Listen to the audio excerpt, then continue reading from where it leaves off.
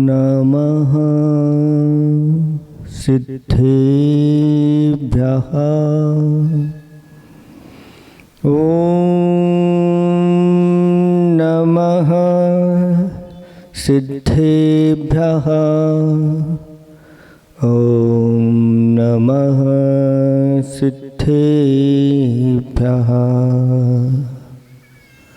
निर्मल जल सामान्य है जिनका, चंदन से है दिव्य वचन।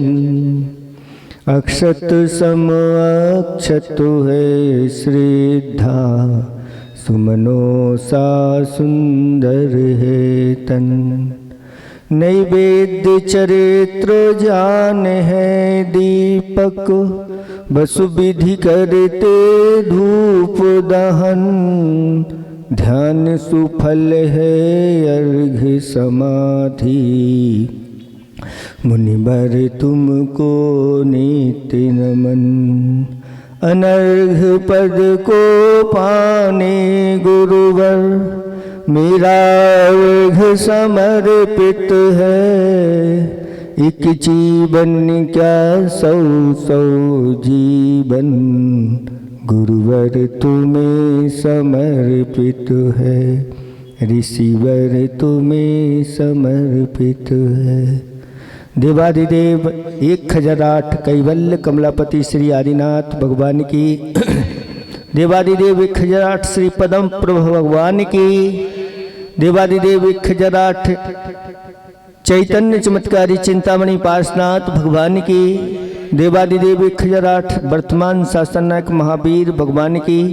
परम पूज्य 108 आचार्य प्रवर गुरुवर श्री विद्यासागर जी महामुनिराज की। 3 कम 9 करोड़ मुनिराजों की। पूज्य मुनि श्री विमल सागर जी महाराज की। समस्त मुनि संघ की। धर्म स्नेही भव्यात्माओं, पुण्य फूला है, पुण्य फूला है, पाप का पतझड़। पुण्य फूला है, पाप का पतझड़, फल अनंत। ये गुरुदेव की हाइकू की पंक्तियां हैं। और बसंत का मौसम आ गया है। सामने आम का वृक्ष आप देख रहे हैं, कैसा मोर फूल रहा है। और उसमें आगे जाके फल भी लगेंगे। ऐसे आचार्य भगवान कहते हैं कि जिसका पुण्य फूलता है तो उसका पाप का पतझड़ होता चला जाता है। और जब फल लगते हैं तो वे अनंत के रूप में फल लगते हैं। और जिसके पुण्य होते नहीं हैं, पाप का उदय होता है, तो दर दर की ठोकरें उसको खाना पड़ती हैं। एक कथा के माध्यम से एक व्यक्ति की व्यथा आप लोगों के सामने आने वाली है।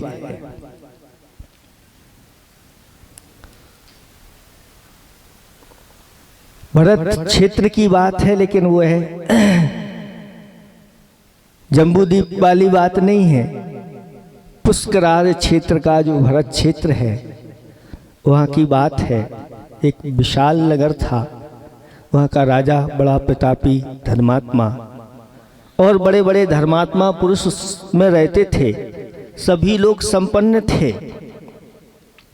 लेकिन उसी नगर में एक व्यक्ति का ऐसा पाप का उदय था। दोनों दंपति और उसकी 3 पुत्रियां थीं। उसकी जो पत्नी थी वह कुरूपा थी और बड़ी झगड़ेलू थी। कुरूपा हो और झगड़ा करने वाली हो तो क्या दशा होगी, सब समझते हैं, अनुभवी लोग हो गए। और पुत्रियां और पुत्र भी जो था वह भी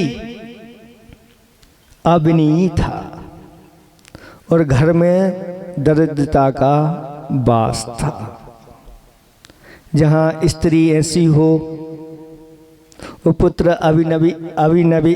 अविनीय हो और घर में दरिद्रता का वास हो, तो नीतिकार कहते हैं उस घर में कभी सुख मिल नहीं सकता।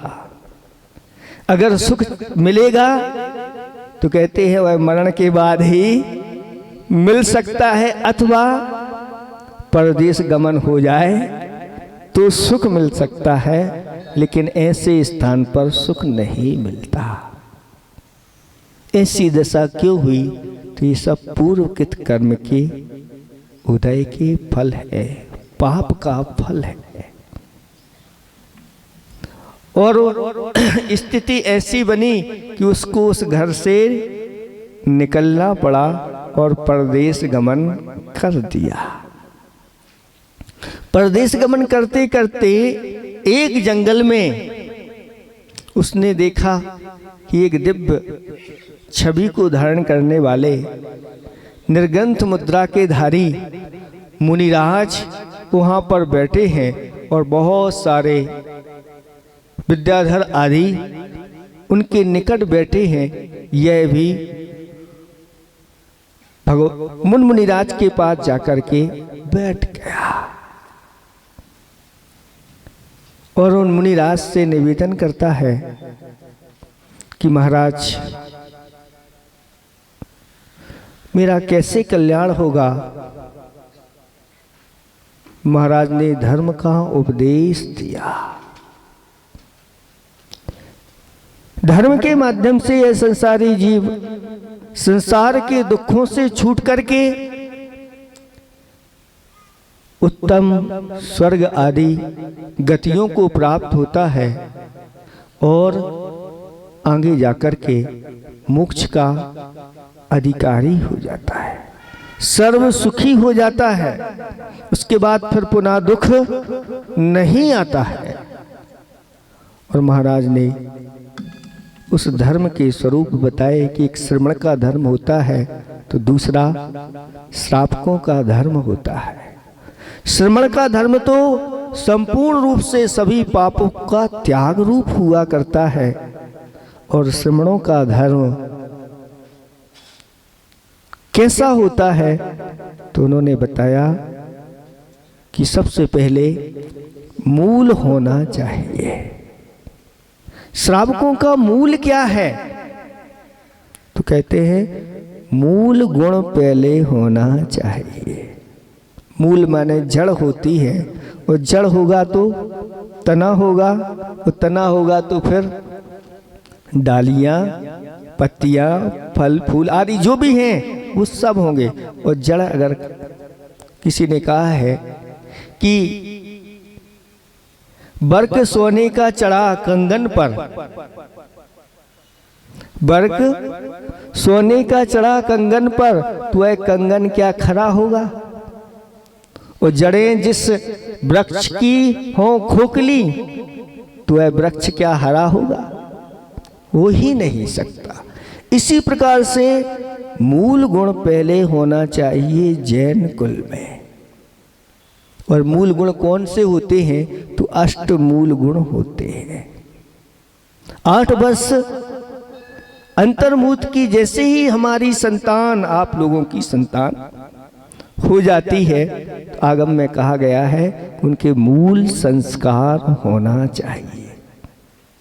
चाहे वह बच्ची हो, चाहे वह बच्चा हो, और गुरुओं के पास जाकर के उसके मूल संस्कार करना चाहिए, जिसके माध्यम से वह फिर दुर्गति का पात्र ना हो। सच्चे माता पिता तो वही होते हैं जो अपनी संतान को ऐसा मार्ग बताते हैं कि वह संतान दुर्गति की पात्र नहीं होती। वही माता पिता सबसे हितैषी और सबसे बड़े उपकारी होते हैं। और अष्टमूल गुण में क्या आता है? सबसे पहले मद्य मांस मधु, इनका त्याग होना चाहिए जीवन पर्यंत के लिए। और 5 उदंबर फल जिनमें अनेक जीव भरे रहते हैं, बड़ पीपर, ऊमर, पाकर, कठुमर, अंजीर, इनका त्याग करना चाहिए। और प्रतिदिन देव दर्शन का नियम होना चाहिए। रात्रि भोजन का त्याग होना चाहिए। और जीव दया पालन होना चाहिए। जिस जीव ने अपना कुछ बिगाड़ा नहीं, ऐसे जीव को मारना नहीं और छना हुआ पानी पीना, ये मूल गुण हैं। और ये अगर मूल गुण सुरक्षित हैं तो फिर आगे के व्रत भी सुरक्षित रहते हैं। फिर ऐसे क्रम से उन मुनिराज ने पहली प्रतिमा से लेकर के 11 प्रतिमा का वर्णन कर दिया। और सबको सुनकर के सबने अच्छी तरह से उस धर्म की श्रद्धा की और लोगों ने व्रतों को धारण किया। वहीं पर वह व्यक्ति भी बैठा था जो दरिद्र था। महाराज ने उपदेश दिया था 4 प्रकार के दान का। उसने भी वह सुना और वह सुन करके वह महाराज के पास पहुंच गया कि महाराज, मैं बहुत दरिद्र हूँ। वो दरिद्र व्यक्ति कैसे दर्शन करेगा, कैसे धर्म करेगा? हमने तो सुना है कि द्रव्य आदि के माध्यम से ही धर्म होता है। और जो व्यक्ति है वो कभी दरिद्र है तो वो धर्म कर ही नहीं पाएगा। तो महाराज ने कहा कि ऐसी बात नहीं है। धर्म सभी जीव कर सकते हैं, चाहे वह दरिद्र हो चाहे धनवान हो। धनवानों के लिए वह धन आदि देकर के परोपकार आदि के कार्य करते हैं, उनके माध्यम से धर्म होता है। लेकिन जिसके पास धन आदि नहीं है, वह धनवानों की दान की प्रशंसा करके, ताली बजा करके, उनकी बार बार अनुमोदना करके वह भी अपने आप को धीरे धीरे धनवान की ओर वह बढ़ सकता है। यहाँ तक कि जो शास्त्रों में वर्णन आया है कि अपने पास जो कुछ भी है उसमें से अगर हम जैसे 4 रोटी खाने के लिए आपके पास हैं, इतने गरीब तो नहीं हो कि खाने की व्यवस्था, उसी में से अगर 1 रोटी भी अगर आपने दान कर दी तो भी आपका पुण्य बढ़ना प्रारंभ हो जाता है।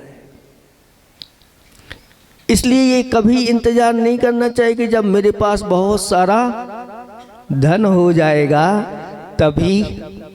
कुछ लोग तो ऐसे भी होते हैं जो गुरुओं के पास पहुंच जाते हैं। कल हमारे लिए एक घटना सुना रहे थे, एक सज्जन यहीं बैठे हुए हैं और वे गुरुदेव के पास पहुंच गए। कहाँ? बड़े बाबा के पास गुरुदेव थे।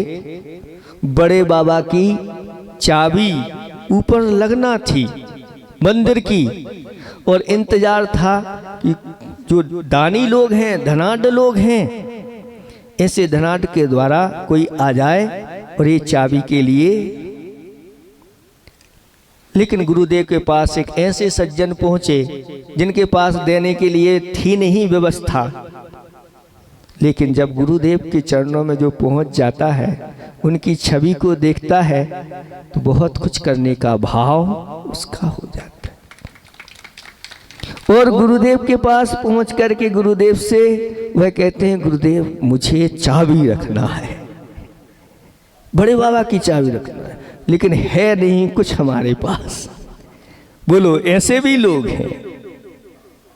और कितना, तो उन्होंने कहा एक करेंगे, एक मतलब एक सियार, और उसमें भी एक और जोड़ दो अलग से, लेकिन है कुछ नहीं। गुरुदेव आपका आशीर्वाद हो तो हम तैयार हैं। और गुरुदेव ने उनको आशीर्वाद दिया और बड़े बाबा की चाबी उन्होंने रखी। और गुरुदेव का आशीर्वाद ऐसा हुआ कि जो वो काम करते थे, जो मिट्टी आदि निकलती थी, उसकी कोई कीमत नहीं होती थी, लेकिन बड़े बाबा के लिए चाबी रखी और गुरुदेव का आशीर्वाद हुआ।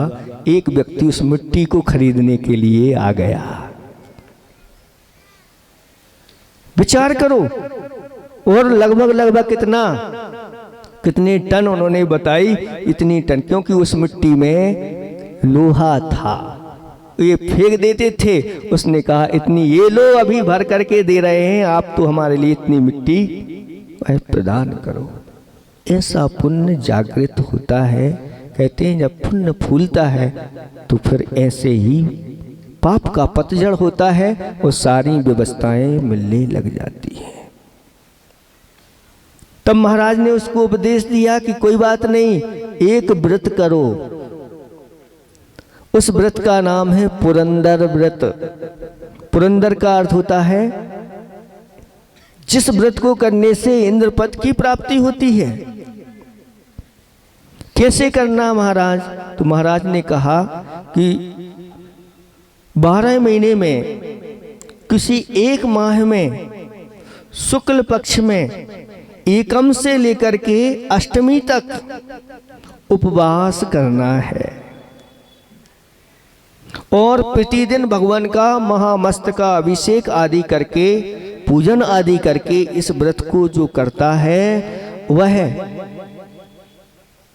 आगे जाकर के इंद्र पद को प्राप्त करता है, इंद्र का वैभव प्राप्त करता है और फिर वहां से आकर के यहाँ मनुष्यों के वैभव प्राप्त करके मोक्ष पद प्राप्त कर लेता है। वह कहता है महाराज हमारे पास ऐसी कोई व्यवस्था है ही नहीं, हम काय से अभिषेक करेंगे, क्या करेंगे, भगवान को क्या चढ़ाएंगे, आदि आदि।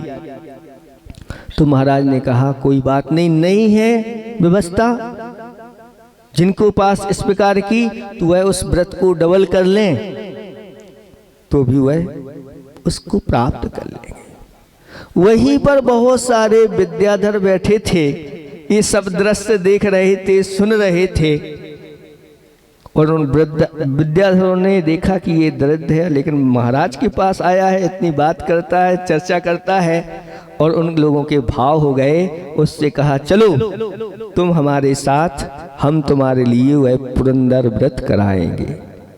और विद्याधर लोग ले गए और वहां पर जाकर के ऐसे अकृत्रिम चैत्यालय में जाकर के और 8 दिन उन विद्याधरों ने पुरंदर व्रत किया और उस व्यक्ति को भी वह पुरंदर व्रत कराया बड़े वैभव के साथ, अच्छी अच्छी द्रव्य के साथ, और उस व्यक्ति को अच्छा धन आदि दे करके, वस्त्र आभूषण दे करके और उसको विदा करने लगे। तो वह कहता है कि आप लोग विद्याधर हैं, आपने हमारे साथ इतना किया है, मैं चाहता हूं कि जितने भी अकृत्रिम चैत्यालय हैं इस 2.5 द्वीप में आप उनके मुझे दर्शन करा दो, ये सब आपके ऊपर आपकी क्षमता है।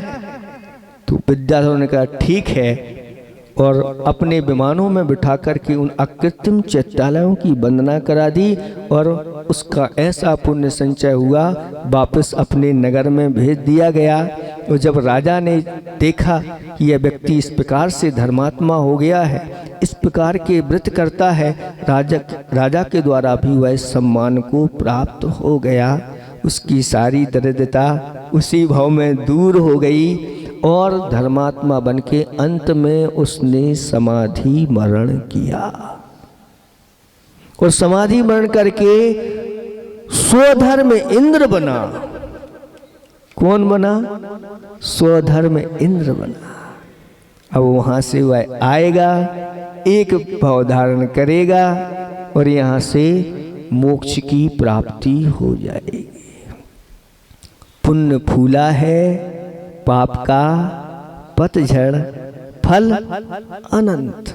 अनंत चतुष्टय रूपी जिस पर फल लगते हैं, ऐसा इसलिए भव्यात्माओं देव शास्त्र गुरु के प्रति जितना कर सको करो, बस वही तुम्हारा है। और ये तुम्हारे साथ ऐसा जाएगा कि आप जंगल में भी जाओगे तो जंगल में आपको नगर बसाने की जरूरत नहीं, देवता लोग आकर के नगरियों की रचना कर देते। कहीं भी दुनिया में चले जाओगे आपके वह पुण्य आपका ऐसा उदय में आता है, आपको करने की ज़रूरत नहीं है। जैसा सुबह सुबह इनको उपदेश दिया कि यहाँ ये वैभव नगर है, तो भगवान का वैभव भी सामान्य नहीं होना चाहिए, नगर के अनुरूप होना चाहिए। और जब जो 3 लोक के नाथ हैं उनके लिए उनका अभिषेक शांति धारा आदि उत्तम वस्तुओं से होना चाहिए। वो जो उत्तम वस्तुओं से भगवान के अभिषेक शांति धारा आदि या जनालय के लिए उत्तम वस्तुएं प्रदान करता है, उसको इसी भाव में ही उत्तम वस्तुएं मिलना प्रारंभ हो जाती हैं। जब पुण्य उसका पूर्ण रूप से उदय में आता है तो बने हुए उसके लिए स्वर्ग में मणिमय, स्वर्णमय, रत्नमय उसके लिए महाप्रासाद मिलते हैं। और वहाँ से आता है तो 9 निधियाँ जैसी 14 रत्न आदि की प्राप्ति होती है। इसलिए इसमें किसी प्रकार से सोचना नहीं।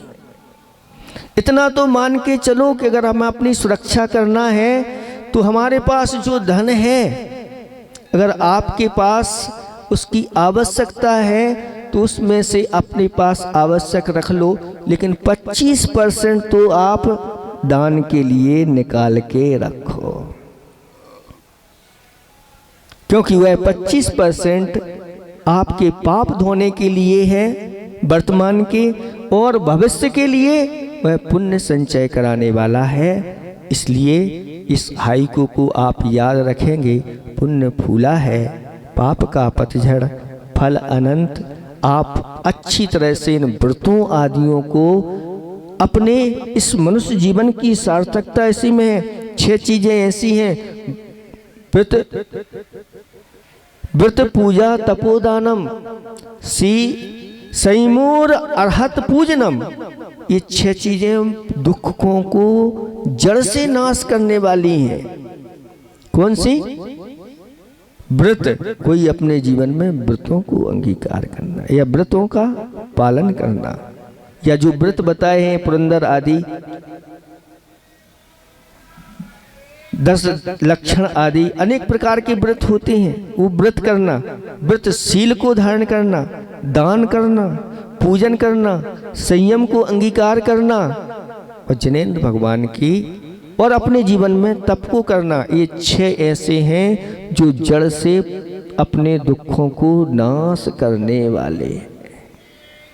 इसलिए ये मनुष्य जीवन की सार्थकता इसी में है। आप लोग करिए, और जिन जिन के मूल गुण अभी नहीं हुए हैं उनको भी अब मन बना लेना चाहिए। आपके जो प्रथम पंच कल्याणक होने वाले हैं निर्वाणा में, उस दिन 11 तारीख को रविवार को मूल संस्कार विधि भी रखी गई है।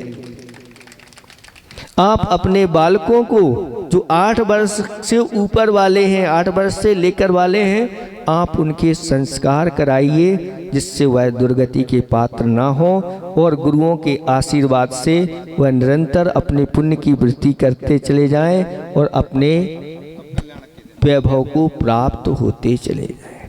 लेकिन व्यवस्था उनकी बनाई है जो अविवाहित हैं।